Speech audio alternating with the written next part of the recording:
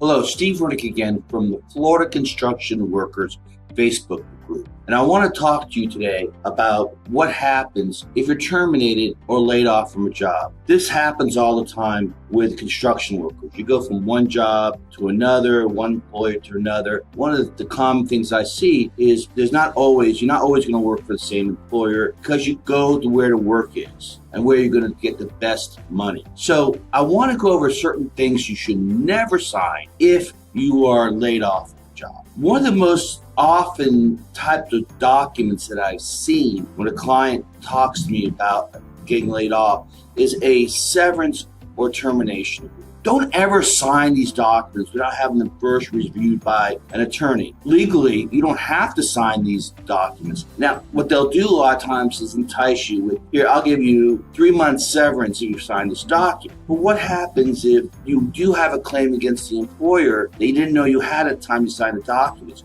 You could be waiving all your rights to ever going after and receiving money on those claims, because these general releases are all encompassing. So you don't want to sign anything without getting it reviewed by an attorney. So don't ever sign a severance agreement, termination agreements, and most often don't sign a general release where you're releasing all your claims, even if they offer you money. Get it reviewed by an attorney. Now, I've also had clients come in and tell me, well, they wouldn't let me take it with me to get it reviewed by an attorney. All I can say is red flag moment, red flag. If they don't want you to take the document and have it reviewed by an attorney, what do you think is the problem with that document? Well, what it is, they're protecting themselves. They're not protecting you. And you're in the business of protecting you. So don't worry about protecting them.